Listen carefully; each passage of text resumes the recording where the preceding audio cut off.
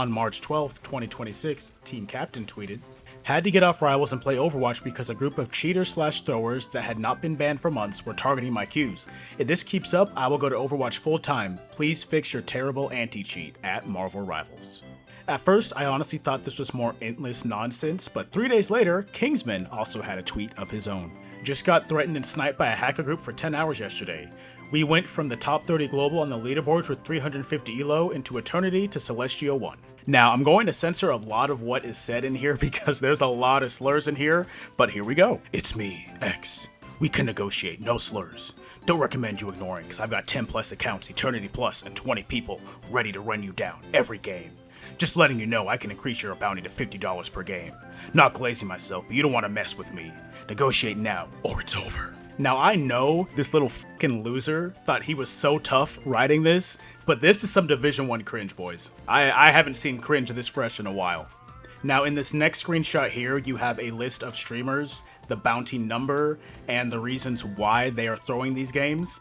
But if you look all the way at the second to last streamer, it has Craggy, and it says funny. So if you're throwing Craggy's games because he's funny, I can't imagine how insecure as a person you are. I'm also not going to read this next screenshot for obvious reasons, but basically he gets mad when Kingsman doesn't respond. Also, I do find the irony in him calling Kingsman a disgrace when he is more successful than whoever the fuck this loser is. While this was a serious tweet, the comment section was definitely poking fun over the way that message was written. One user writes, "But you don't want to mess with me.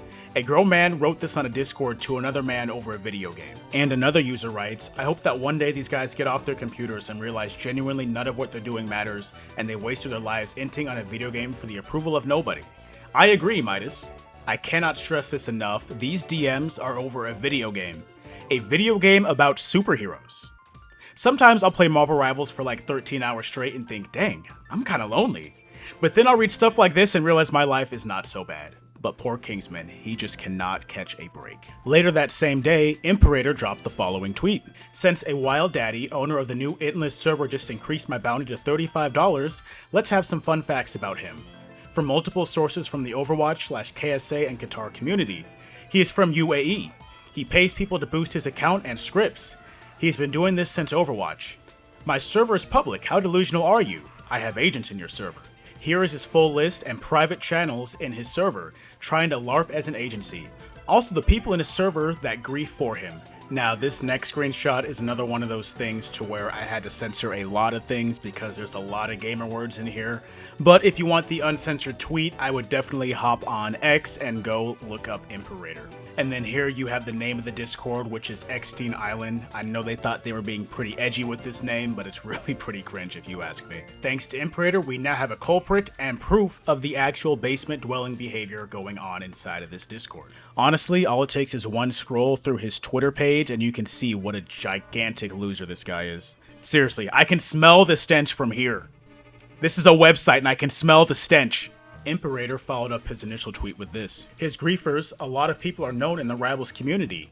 He is using your platform to spread racist remarks and violate the terms of service. Please address this matter before it leads to legal disputes." By the way, I clicked on his TikTok and couldn't actually find anything. I'm sure there definitely were some things, but I couldn't find anything personally. He also tags some very popular Marvel Rivals and Overwatch content creators and says, "I'm sorry for tagging you, but since you're involved, I think we should all come together and take down this harmful list, which normalizes disgusting language and griefing and harming the game. Many creators have been affected."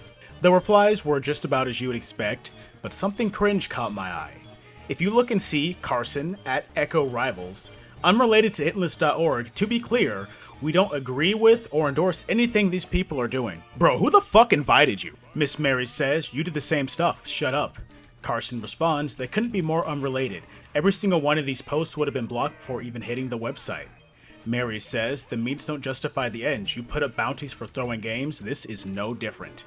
Carson says, "We never put up anything. The website was a platform. This guy's model seems to be entirely financed by himself." Obama Engineer chimes in and says, "Oh no, I only had the idea and facilitated the platform. Just be a man and take accountability, Lamau." Then my man Brady comes in here and says, "Didn't put up any, huh?"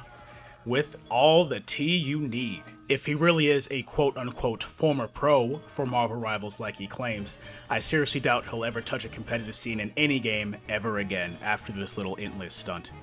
Now I feel bad for Imperator, I really do, but today, March 16th, he dropped an absolute banger of a tweet. Heartbreaking? Me, a top 500 player hitting rock bottom because of an int list. Every game I played, they typed to me X Island. From Eternity to Celestial 3. I will not give these people the satisfaction they want. I have an infinite $70 bounty against me. People want to see me fail, but I will always have to face reality. There comes a time in every Persian warrior's life when the battlefield falls silent. The friends are gone. No one wants to duo queue with me. The climb seems impossible. This is the time that defines a warrior. Not when the victory is assured, not when the roar of the viewers is in your ears, but when the world tells you it's all over, you will demote. This is when a warrior proves himself. Not when the memory of one above all is a distant one. Not when my eyes cannot open anymore and my mouse is heavy in my hands. A warrior fights not for victory. A warrior fights for honor, for reason, for the knowledge that to give up would be to betray all that he stands for. When all is lost, the cowardly among them will give up.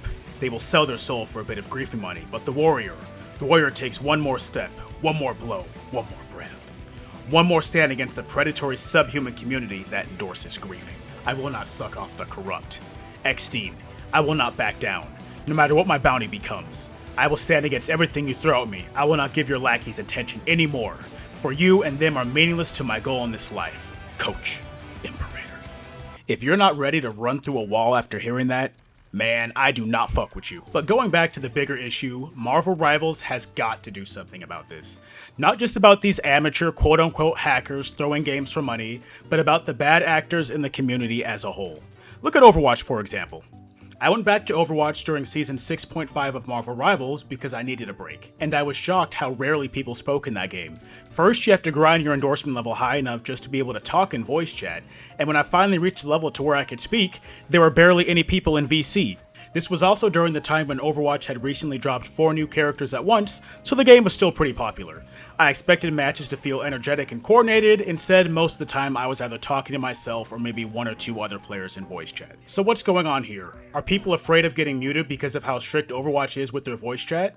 Or are players just used to playing without comms because they don't need them anymore? Honestly, I think it's a little bit of both. Now, I don't think Marvel Rivals needs voice chat restrictions that are as strict as Overwatch, but I fully support IP bans for someone who's throwing games for money. I don't even know if hardware bans are something Rivals currently does, but if they exist, I support those too. If someone has verifiable proof that their games are being thrown, like in the cases of Team Captain, Kingsman, and Imperator, then the people responsible need to be hit with IP bans or hardware bans, no question. To be fair, Marvel Rivals has been getting a lot better and stricter with punishments when it comes to throwers, but I still think they need to take a hard stand here to push these clowns out of the community. This is my favorite game, and I hate seeing people like this ruin the game's reputation.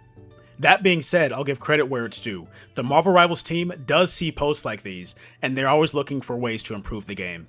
They don't always respond immediately, but they clearly care about both the game and the community. And if this throwing situation becomes a bigger problem, I really do think we'll see some major changes. Anyway, thank you for watching. If you made it to the end, have a very blessed day. I mean, even if you didn't make it to the end, have a blessed day regardless. I hope you have a very perfect gaming session with 0 throwers. Peace!